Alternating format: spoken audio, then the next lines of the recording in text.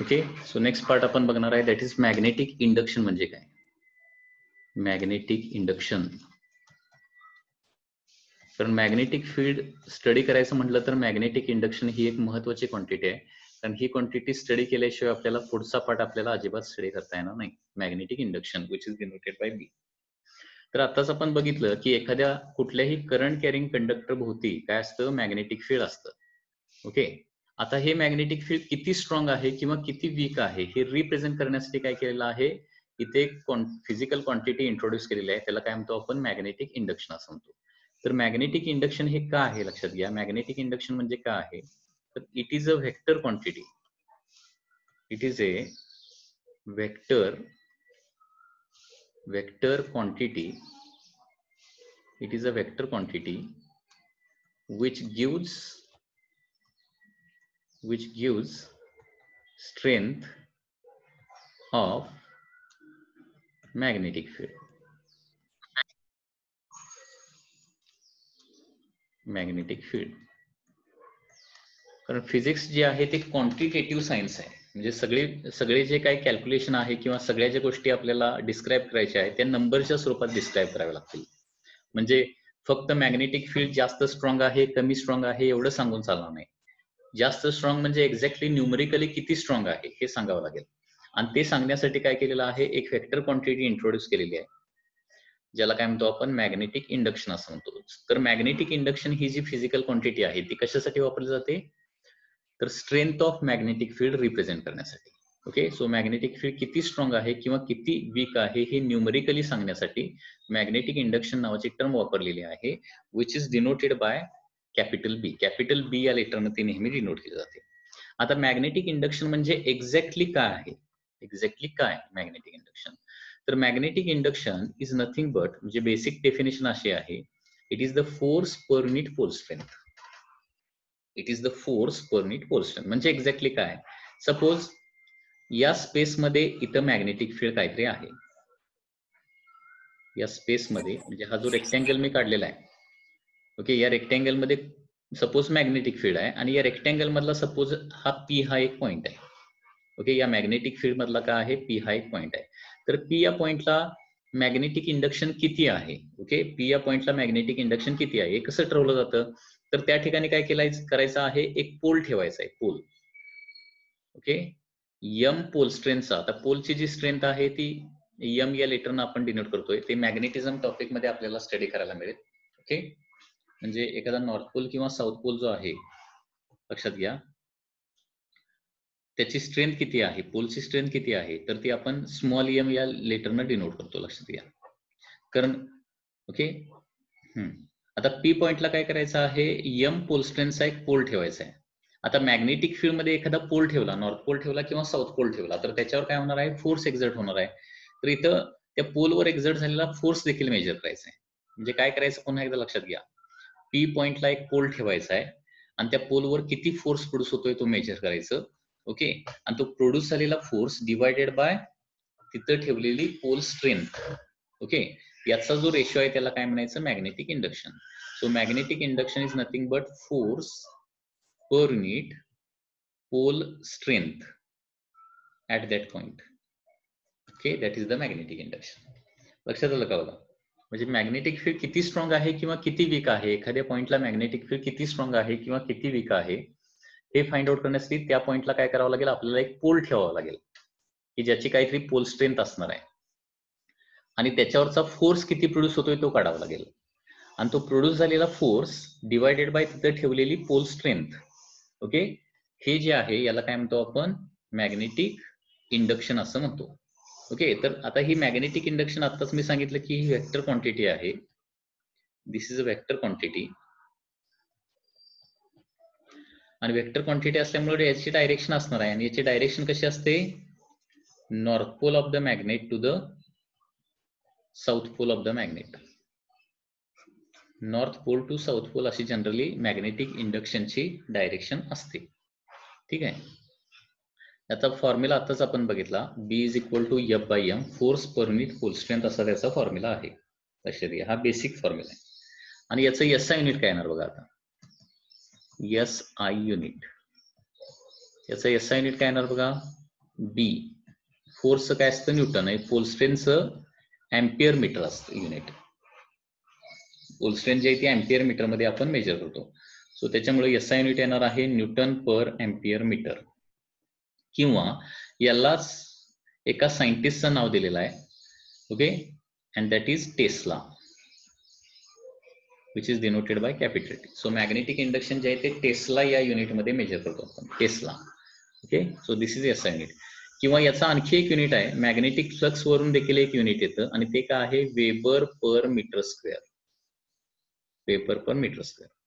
Okay, तर अशा प्रकारे मॅग्नेटिक इंडक्शनचे 3 एसआय युनिट आहेत, न्यूटन पर अँपियर मीटर किंवा टेस्ला किंवा weber per metre square.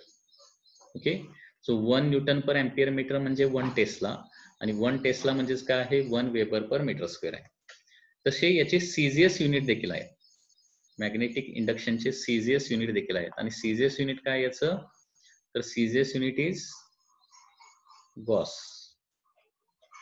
Gauss is a CGS unit which is denoted by capital G. आणि सीजीएस युनिट आणि एसआय युनिट याच्यामध्ये रिलेशन काय आहे, तर 1 tesla is equal to 10⁴ gauss आहे. हा कन्व्हर्जन फॅक्टर आपल्याला माहिती असणं आवश्यक आहे, कन्व्हर्जन फॅक्टर. कारण का काही वेळेला मॅग्नेटिक इंडक्शन गॉस मध्ये दिलेलं असेल, ते तुम्हाला टेस्ला मध्ये कन्वर्ट करावं लागेल. ओके, तर लक्षात आलं का बघा, मॅग्नेटिक इंडक्शन म्हणजे काय हे लक्षात आलं का बघा. So magnetic induction is a vector quantity which is use to give the strength of magnetic field. Magnetic induction म्हणजे एक्झॅक्टली त्याचा फॉर्म्युला कसा आहे, it is the force acting per unit pole strength at that point.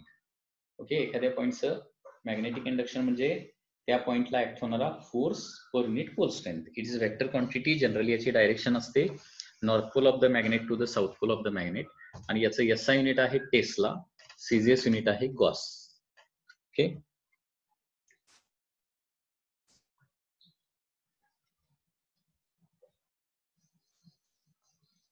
याच्यानंतर next important part जो आहे, जो आपल्याला study करायचा आहे, that is force acting on a force acting on a charged particle.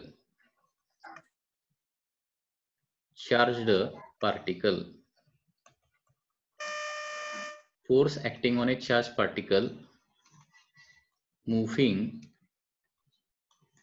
inside a magnetic field.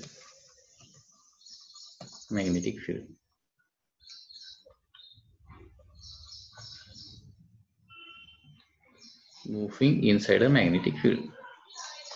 Suppose there is a magnetic field and त्या magnetic field मधून एक चार्जड पार्टिकल किंवा एक चार्ज काय व्हायला लागलेला आहे, मूव्ह करायला लागलेला आहे मॅग्नेटिक फील्ड मधून. तर त्याच्यावर किती फोर्स प्रोड्यूस होईल, ओके, त्याचा फॉर्म्युला आपल्याला बघायचा आहे. आणि हा फॉर्म्युला आहे, लक्षात घ्या, हा फॉर्म्युला पाठ करावा लागेल. F bar is equal to Q into, या फॉर्म्युलाला कुठलंही डेरिव्हेशन नाहीये, ओके, डायरेक्टली हा फॉर्म्युला आहे. Force acting on a charge particle is given by formula Q into fee bar cross V bar, असा तो फॉर्म्युला आहे. काय फॉर्म्युला आहे, वेक्टर फॉर्म मध्ये फॉर्म्युला आहे. ओके, म्हणजे क्यू हा चार्ज, फी या व्हेलॉसिटीनं बी या मॅग्नेटिक फील्ड मध्ये जर मूव्ह होत असेल, ओके, बी या मॅग्नेटिक फील्ड मध्ये मूव्ह होत असेल, तर त्याच्यावर ऍक्ट होणाऱ्या फोर्सचा फॉर्म्युला आहे Q into fee bar cross B बार. काय सांगितलं मी, क्यू हा चार्ज पार्टिकल फी बार या व्हेलॉसिटीनं बी बार या मॅग्नेटिक फील्ड मध्ये जर काय करत असेल, ट्रॅव्हल करत असेल, तर त्याच्यावर ऍक्ट होणाऱ्या फोर्स जो आहे, it is given by formula F bar is equal to Q into fee bar cross B bar. Okay, हा फॉर्म्युला आहे फोर्सचा. ओके, म्हणजे आता चार्ज पार्टिकल वर फोर्स कधी ऍक्ट होणार नाही. ओके, म्हणजे हा जो फोर्स आहे तो कुठला आहे, याला काय म्हणणार आपण, मॅग्नेटिक फोर्स असं म्हणणार. फोर्स म्हणण्याऐवजी मॅग्नेटिक फोर्स, कारण मॅग्नेटिक फील्डनं चार्जवर प्रोड्यूस केलेला फोर्स आहे मॅग्नेटिक फोर्स. आता हा जो मॅग्नेटिक फोर्स आहे तो चार्ज पार्टिकलवर कधी ऍक्ट होणार नाही. तर पहिली गोष्ट म्हणजे एक तर क्यू तरी 0 पाहिजे, किंवा दुसरी गोष्ट म्हणजे फी तरी 0 पाहिजे, किंवा तिसरी गोष्ट म्हणजे फी आणि बी जे आहेत यांच्यामध्ये अँगल थीटा जो आहे तो काय पाहिजे, 0 पाहिजे. या 3 केसेसमध्ये मॅग्नेटिक फोर्स चार्ज पार्टिकलवर क्रिएट होत नाही. म्हणजे न्यूट्रल पार्टिकल मॅग्नेटिक फील्ड मध्ये जर असेल, तो रेस्ट मध्ये असू दे नाहीतर मोशन मध्ये असू दे, न्यूट्रल पार्टिकलवर मॅग्नेटिक फोर्स क्रिएट होत नाही. Okay, neutral particle magnetic field मधून मूव्ह होत असेल तर त्याच्यावर कुठलाही मॅग्नेटिक फोर्स क्रिएट होणार नाही, चार्ज पार्टिकलच पाहिजे.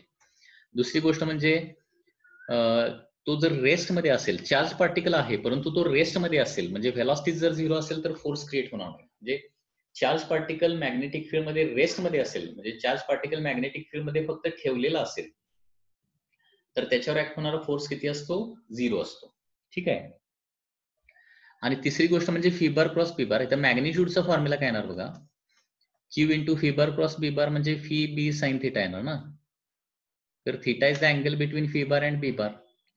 समजा मॅग्नेटिक फील्ड ज्या डायरेक्शन आहे त्याच डायरेक्शन जर व्हेलॉसिटी असेल तर या दोघांच्या मधला अँगल थिटा किती येणार आहे, 0 येणार. आता चार्ज पार्टिकल पण आहे, मोशन मध्ये पण आहे, परंतु तो मॅग्नेटिक फील्डच्या डायरेक्शन जात असेल. चार्ज पार्टिकल का आहे,